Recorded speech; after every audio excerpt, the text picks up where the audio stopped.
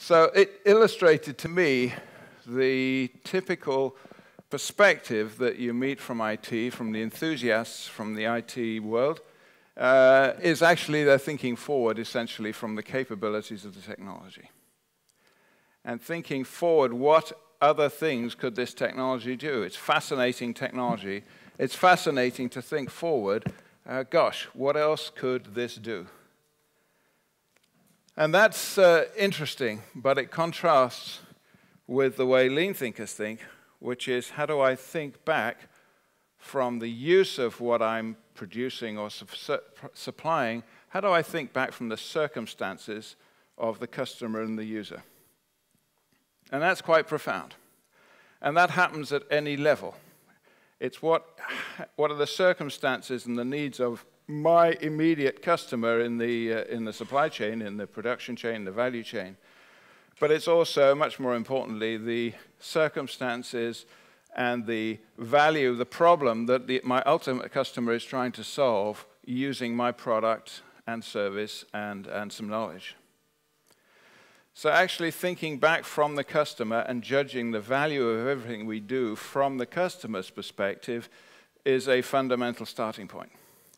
An additional problem with lean is that because you're so in love with the technology, you find it hard to imagine people who are disinterested in the technology, how they react to the technology.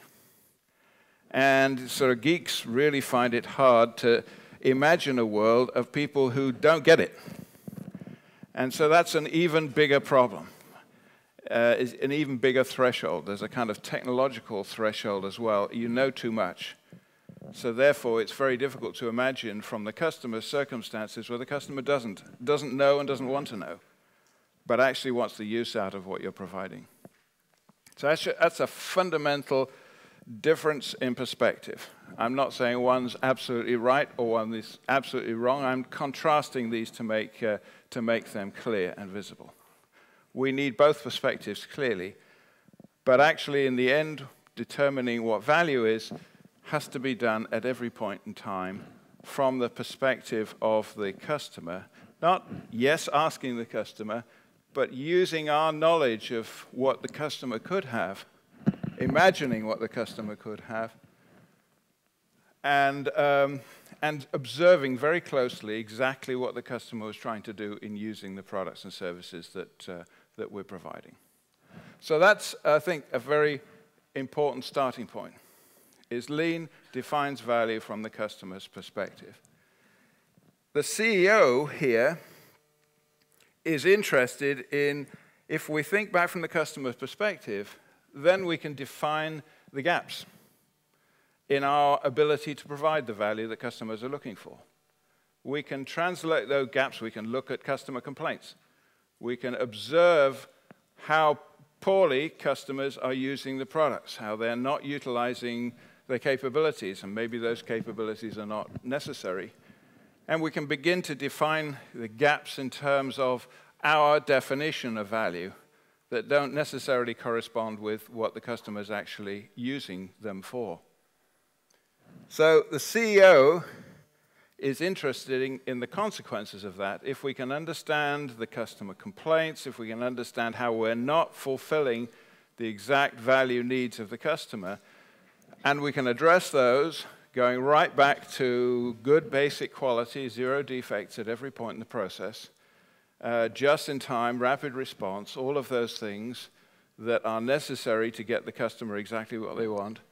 The CEO is interested in, well, if I could do that, if I could fulfill all of my orders right first time on time, if the customer never had to complain, if the customer was being given additional help in getting better value out of the products I'm using, all of those things actually will grow sales. And it's the growing the sales part that is actually what the CEO is interested in. Growing sales with today's products, and from the knowledge of that gap and how our system currently can't fulfill the wishes of the customer in the future or exploit the opportunities in the future, how we could design tomorrow's products that will generate additional sales.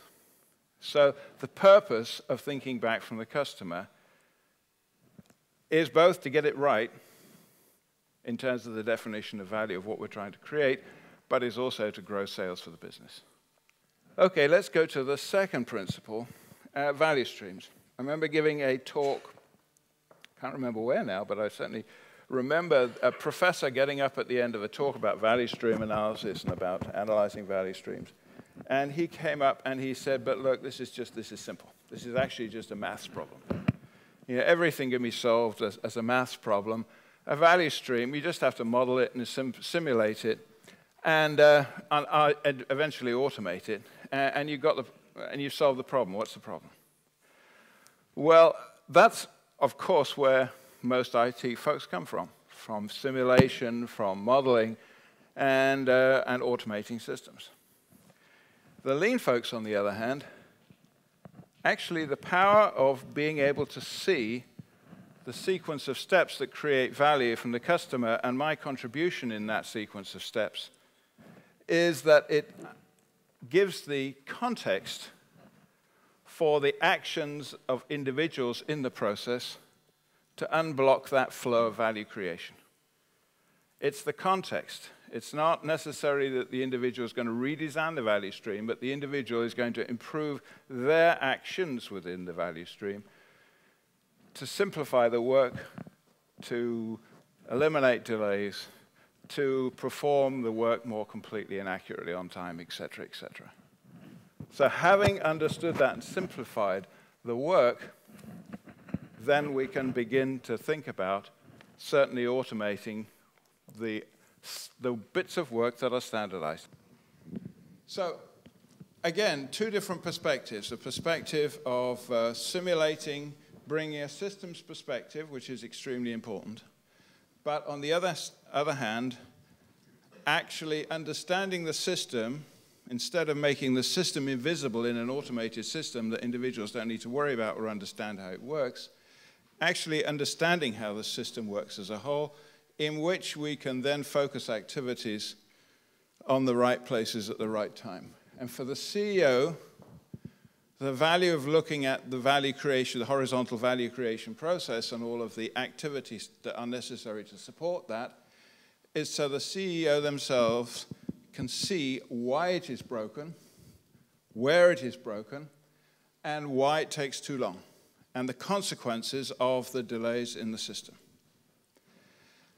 That allows the CEO and senior management then to direct those improvements and to focus and provide direction on those activities to unblock the flow of value creation that will have the biggest impact on improving the flow and impact on customers.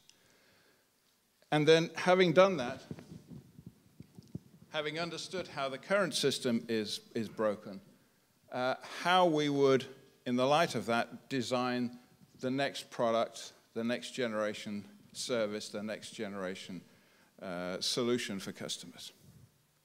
So understanding the value stream actually helps management to focus in an organization in which, in the past, management has not had much interest in how the process works, or much visibility. That's been, I don't care about how you do it, just meet the targets, traditional management style. It means that management in many organizations has been flying essentially blind.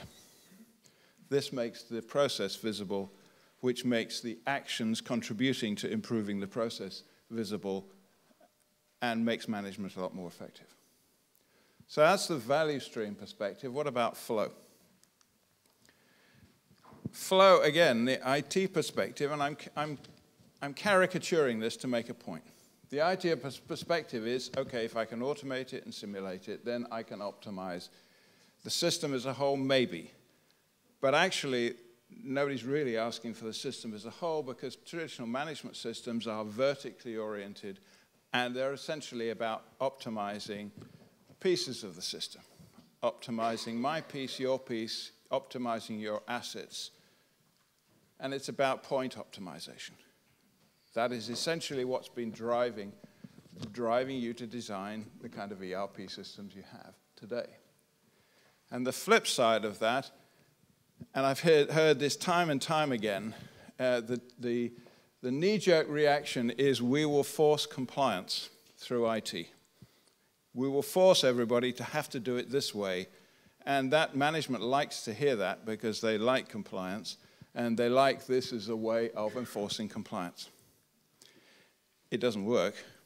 People are extraordinarily inventive in terms of end-running systems, and what you have is a parallel system of how the system actually works that complements the system that should work. The lean approach, on the other hand, is to develop the capabilities, very important, to develop the capabilities to stabilize the work, to standardize the work as the basis for improvement, and to improve the flow. Kaizen, to improve, to remove obstacles to the flow, etc.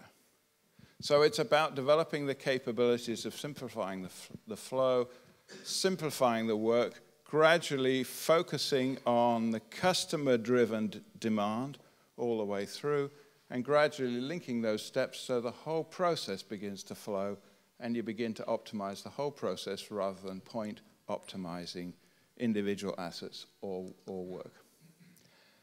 And the CEO is interested in the consequences of this, of flow, in reducing time to market, both for existing products and for next generation products, and freeing up cash by simply requiring less inventories in the pipeline, less cash tied up in the process.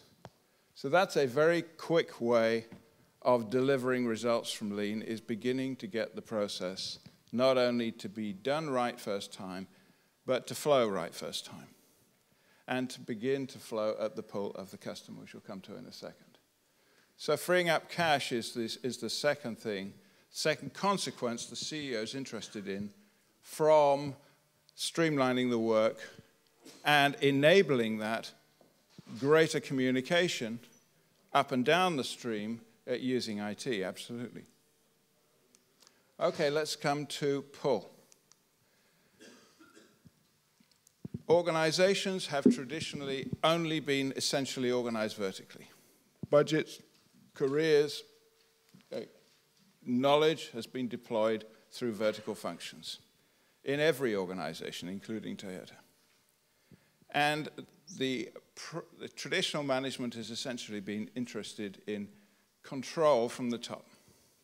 And so IT vendors have been giving customers what they want, which is better vertical communications to be able to understand the information that they need to make decisions to deploy those decisions down again. And essentially, it was about the control, both the allocation of resources and the use of resources. So it's essentially been a vertical information flow.